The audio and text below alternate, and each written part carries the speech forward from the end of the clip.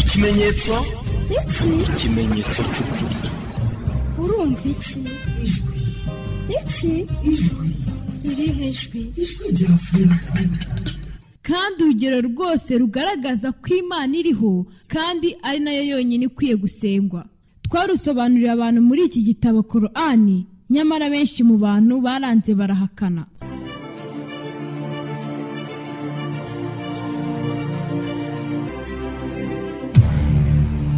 Uko bukeye nuko bwije, kiremwa muntu turushaho kugaragaza intege nke muri ubu buzima. Buri wese yibaza igishobora kumurokora cyangwa ishobora kumutabara, kikamukura mu kaga umunota ku munota, maze akibaza naho azajya ejo bundi igihe azaba ageze mu ntege nke. Buri munsi abantu batubwira ko tugomba gusenga, badusaba guca bugufi, buri wese akararanganya amaso areba hejuru cyangwa areba hirya no hino, yifuza ko yabona imbaraga zamutabara kugira ngo agere aheza yifuza. Ngushimiye ko uzindutse, ngushimiye ko watebutse kugira ngo tujyane muri uru rugendo, tuganire ku bimenyetso. Buri munsi dushaka kitso, dukeneye kunguruza ngo tugere aheza twifuza. Ikiganiro ni ikimenyetso cy'ukuri. Abasenga bose buri munsi batwemeza ko bari mu kuri, kandi ngo nta torero ritazavamo umugeni. Ni imvugo y'uyu munsi itarahuriweho n'abatubanjirije benshi. Buri munsi buri muntu nibye uko abigenza, imigenzi igatandukana, ariko ngo inzira zigahurira imbere. Umuntu akibaza niba aho abantu bajya bose ngo icyerekezo ari kimwe, kandi bajya ku mbaraga zimwe, bajya ku mwami umwe, bose ngo bagana mu ijuru rimwe. Igitangaje kurenza ni uko bose bavuma Jehonome, ngo umuriro nyirimbaraga yaremye, ngo abamusuzuguye abahisemo inzira zitari zo bazahanirwamo, ngo buzaba ari bwo buryo bwiza Nyagasani yahisemo bwo kuryoza abamusuzuguye n'abashyize izindi mana mu maso ye ibyo bakoze kandi barabibujijwe, bagahabwa n'icyerekezo. Reka uyu munsi tugaruke mu rugendo rukomeye rujyanye n'amadini dusengeramo n'uburyo bagiye badushyira mu mayira abiri, buri wese akayoboka uwo abonye uyu munsi, ejo agahindura, ariko Imana yaduhitiyemo iki? Muri iki kiganiro n'ibizagikurikira tuzagaruka ku nkomoko y'amwe mu madini n'impamvu zabyo. Buri wese ashobora wenda kuzamenya icyo yahisemo, akamenya impamvu, akamenya n'aho ajya. Ngo utamenya iyo ava ntamenya n'iyo ajya. Njya muganira ibi ndi Sheikh Omar Suleimani. Buri munsi uharanira kuhaba tukahahurira. Reka nongere ngo ikaze. Kwiganyira gusoma ntibingana no kwiganyira kumva, nyamara inyurabwenge buri munsi uyikoresheje neza ushobora kugera ku bumenyi bwiza kandi bwinshi butandukanye. Amatwi buri munsi adufatira amajwi, amaso nayo afata amafoto, ibirenge bitera intambwe, amaboko nayo agakora, kugira ngo tugwize ubwenge tuniyegereze ibyadufasha muri ubu buzima. Iby'amaboko yanditse bikayobora ubwenge bwacu. Nyagasani ati wal qalam wa ma yasturun, n'ikaramu ndetse n'imirongo baca. Aha Nyagasani uhoraho yarahiriraga ku ikaramu n'imirongo twirirwa twandika dushushanya dutara ubwenge.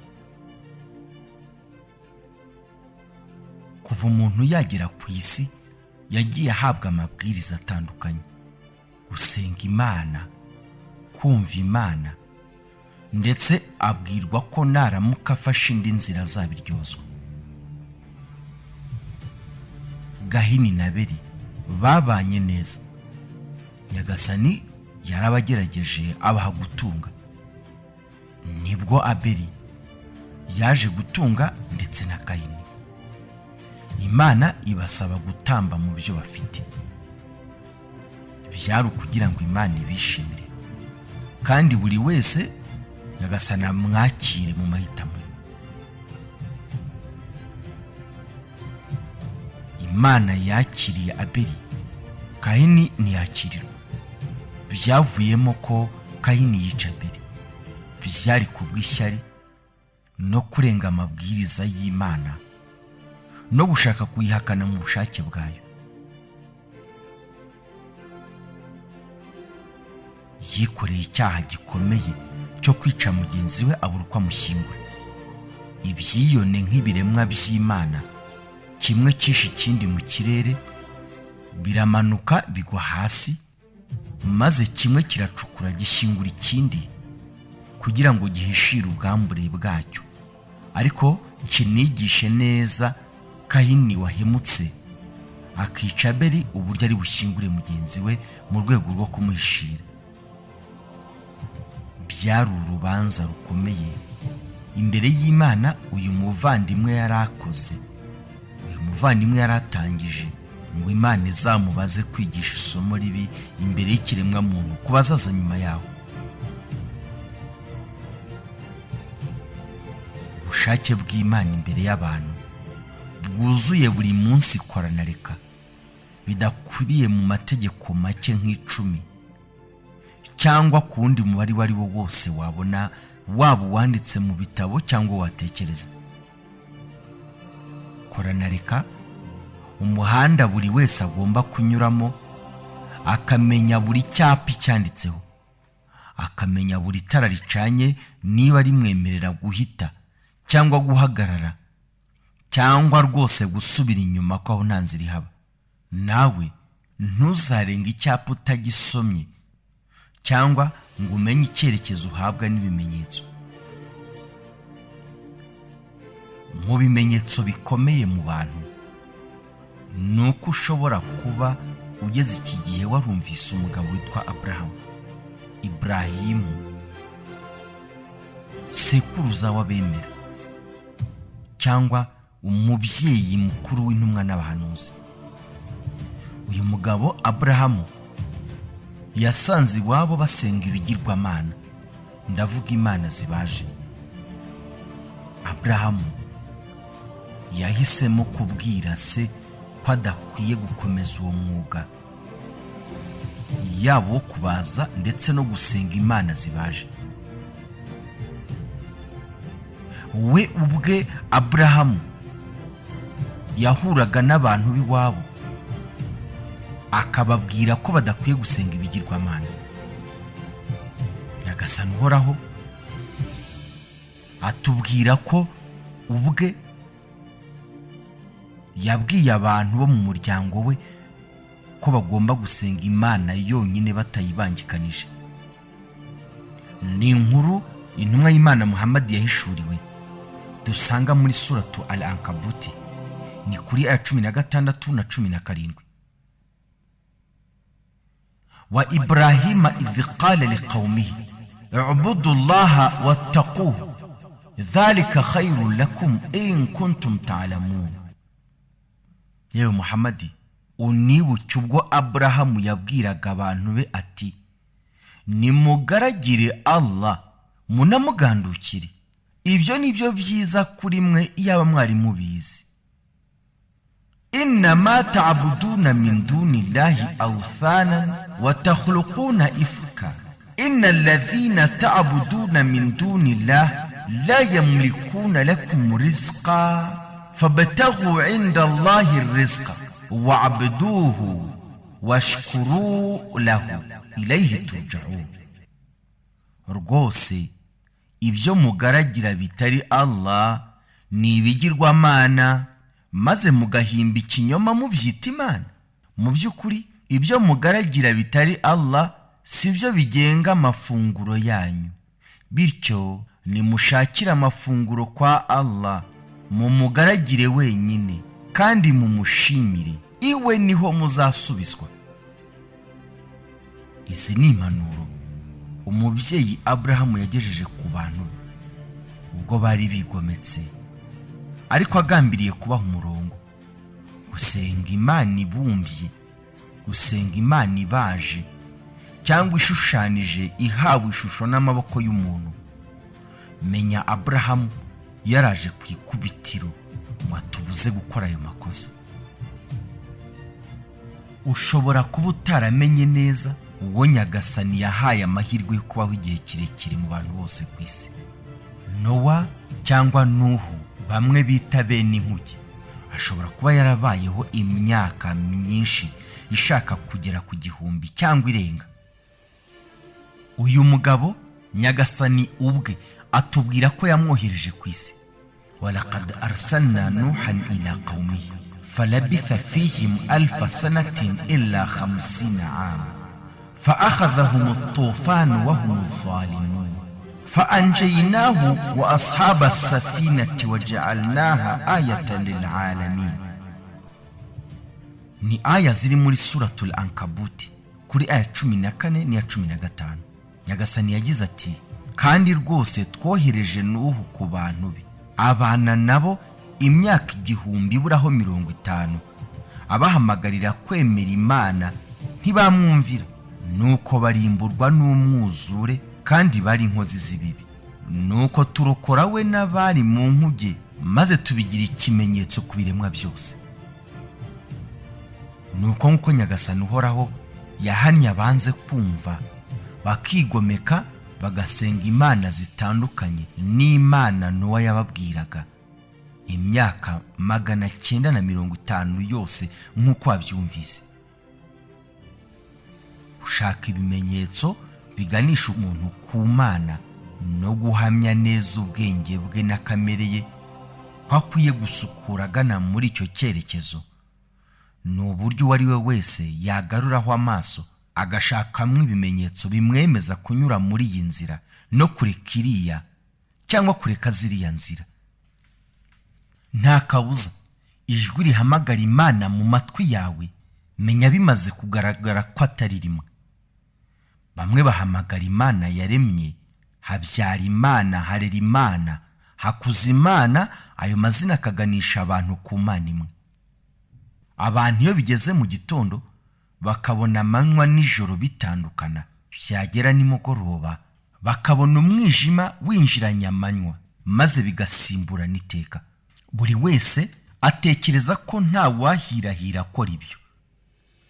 Iyo bajugunye imbuto mu murima, cyane cyane iyo imvura iguye, bose bisubirira mu rugo bagategereza ngo Nyagasani uhoraho azabimeza. Ni imyemerere abantu bose bahuriyeho ko Nyagasani ari we urema, ukuza, kandi ngwitera amapfa ni nayo itera aho bahahira. Uyu munsi bishobora kuba bitandukanye ko Imana wumvise kera ukiri muto ari waba ugihamagara uyu munsi. Bishobora kuba bitandukanye ko Imana ivugirwa mu nsengero hirya no hino ashobora kuba ari Imana itandukanye. Bikaba bigusaba gukoresha inyurabwenge kugira ngo umenye niba amajwi yose ahamagara Imana koko abahamagaye Imana nyirizina. Abahamagara Imana, abahamagara umubyeyi, abahamagara Data wa twese uri mu ijuru, abahamagara Imana Mwana, abahamagara Imana Roho Mutagatifu, abahamagara Imana Data n'Umwana wayo, ngo ariko akaba ari byo bikomokaho Roho Mutagatifu, cyangwa se Umwana ndetse na Se bagahwana bikabyara Imana imwe. Nyuma yaho abandi bakatubwira ko dusenga Imana imwe rukumbi, itabyara, itabyarwa, ngo itagira icyo yagereranywa nayo. Bavuga ko Imana ngo ariyo ya mbere ari nayo ya nyuma. Ariko mu rindi tsinda ugasanga bavuga ko umuntu runaka cyangwa ikintu runaka ari cyo cyangwa ari we Alpha na Omega. Nibyo kwibazwaho kenshi. Abandi batubwira ko nta mpamvu yo gushyiramo ubwenge, kuko ngo ubwenge bwabo ari bwo bupfapfa bwabo. Buri munsi ibyo byose bikavugwa, abantu bakajya ku misozi itandukanye cyangwa ibangikanye, maze bagasenga, bakazamura amajwi yabo mu ndimi zitandukanye, ariko bose ngo baharanira kujya mu ijuru rihoraho, ubwami buzaramba, ngo bizaba ari ukwimuka kuri iyi si. Ku rundi ruhande abandi bakigisha ko iyi si uko igenda irushaho kuba nziza ariko ari izahinduka paradizo, maze ababi bakarimbuka, naho abapfuye beza ngo bakazuka. Hari abemeza ko muri iyi si ngo uko abantu bapfuye batagenda ngo bahere, ahubwo ngo barongera bakabaho bakagaruka ari abantu beza, ngo ni ihurizo rikomeye ku bandi, kuko ngo abantu b'isi bagenda bahinduka bagana kure y'Imana, ngo kandi urupfu bikaba ari impongano y'icyaha, bityo ngo kugaruka bikaba ari inzozi zitoroshye kurotora. Ni inyanja y'imyemerere, ni inyanja y'imyumvire, ariko buri wese akoga ibye ngo agana ku Mana ngo izamugororere.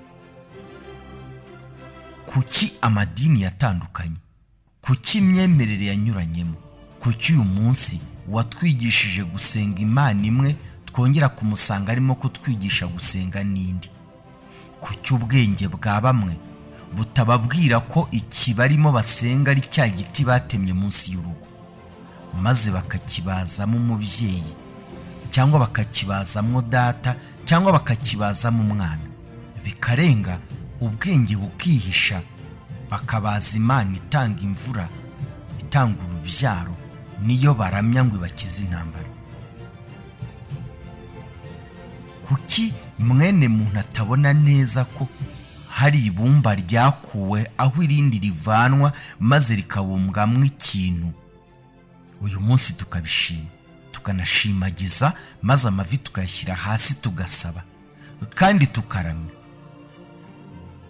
Ni iki gituma umuntu yafatanya ubwami bw'Imana n'ubw'isi maze akabihwanya, akaba umutagatifu? Icyo avuze kigakorwa mu isi akifuza ko gikorwa no mu ijuru, ngo akaba umutagatifu utayegayezwa, udakurwa mu mwanya. Umunyacyaha ninde? Umutagatifu ninde? Mbese ninde uca urwo rubanza? Buri munsi bamwe mu bantu ngo bikoreye agatebo kuzuye impuhwe z'Imana, nako bakayihagararira ku isi bakazitanga, ariko zikagira ikiguzi. Ikiguzi kijya he? Gikora iki kugira ngo bijye mu nyungu zande? Ibyo ngibyo tuzabigarukaho.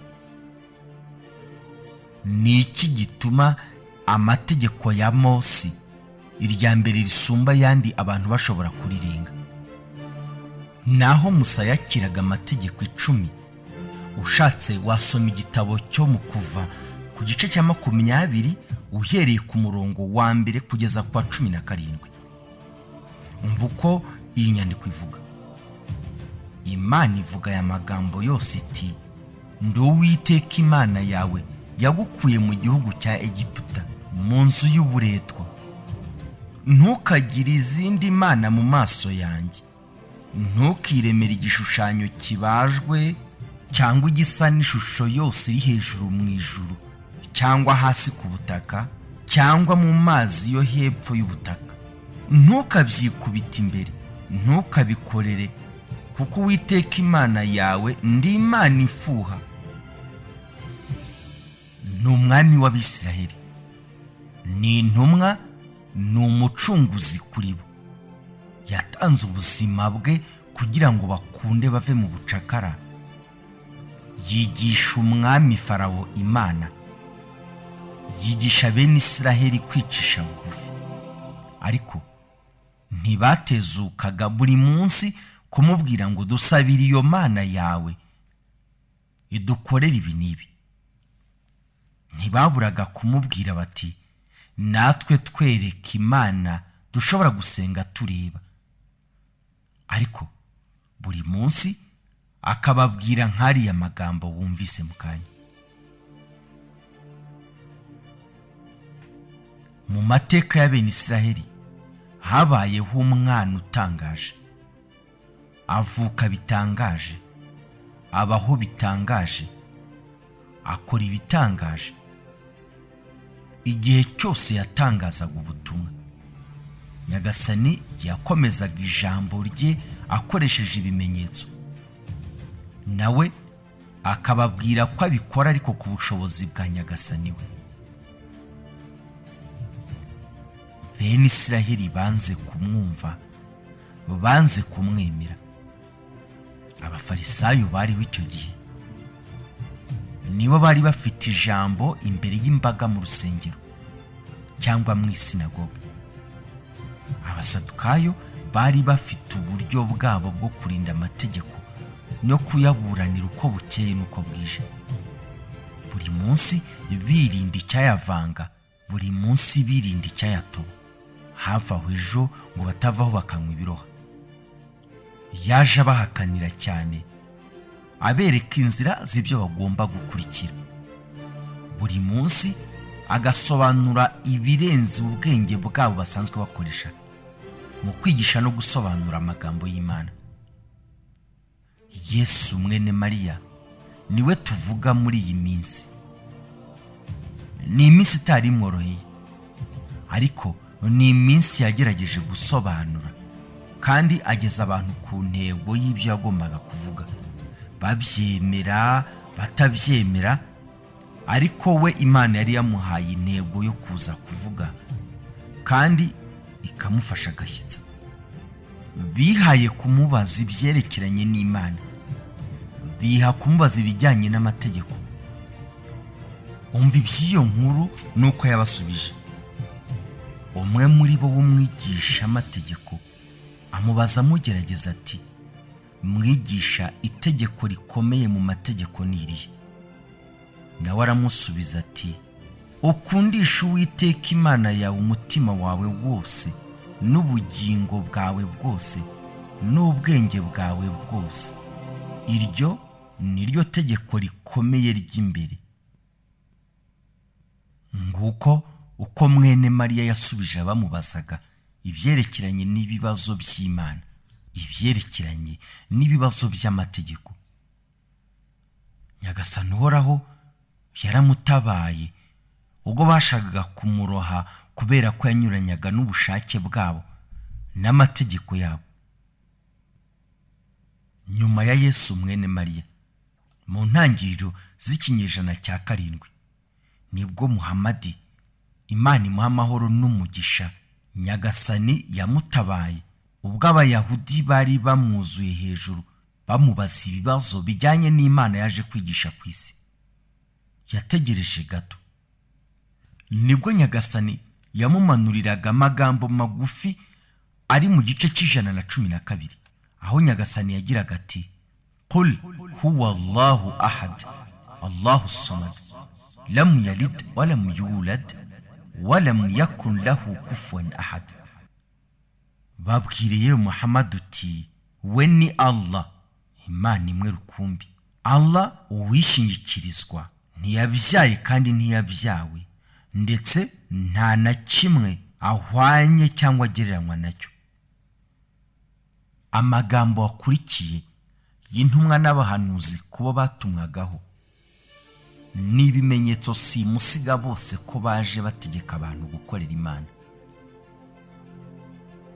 Nta kabuza buri wese uzasenga nk'uko ziriya ntumwa zabikoze cyangwa uko zabyigishije ari muri babandi bakomanze ku miryango y'ijuru, kandi ari mu bashobora gutsindira gukingurirwa maze bakayinjiramo.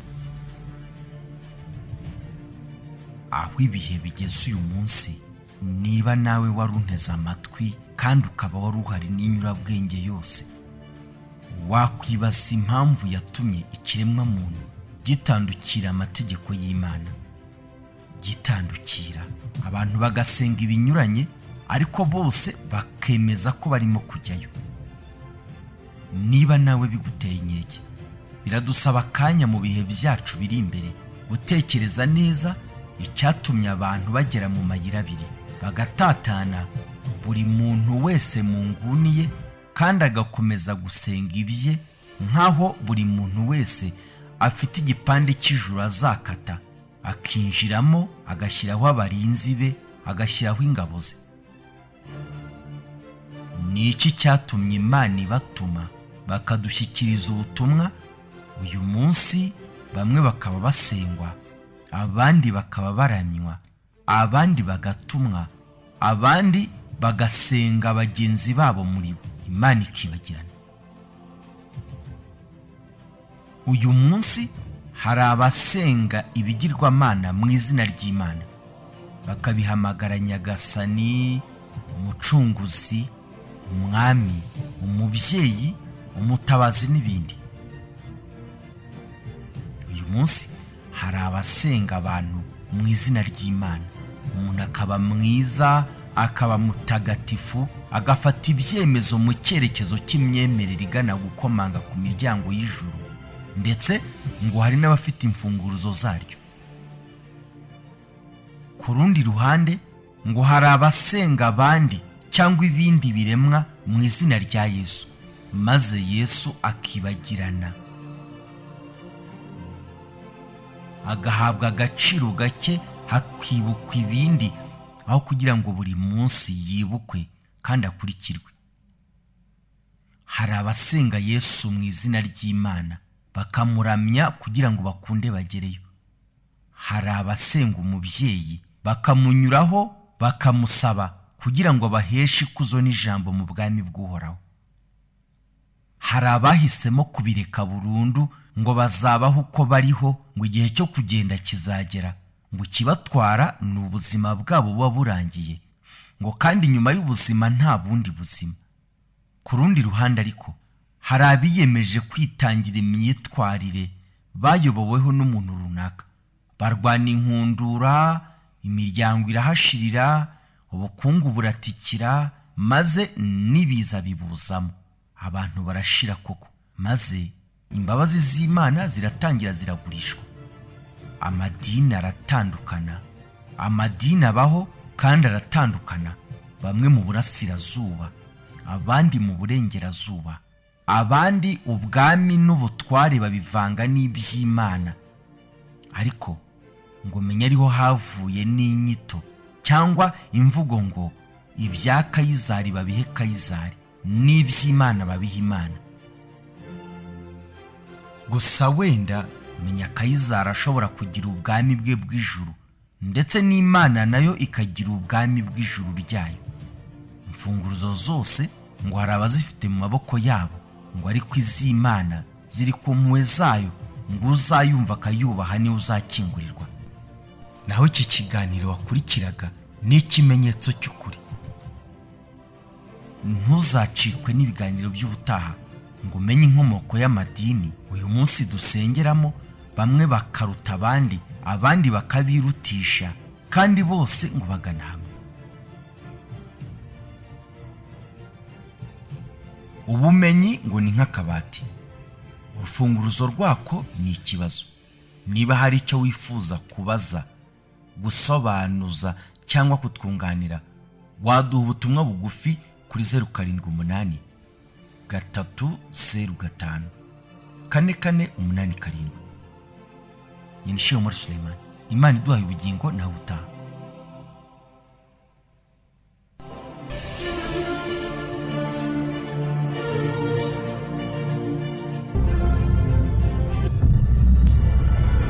Urumva iki? Ikimenyetso cy'ukuri. Sobanukirwa idini ya Islam, wumva Quran n'inyigisho zitandukanye, byose ni kuri Voice of Africa 94.7 Kigali FM.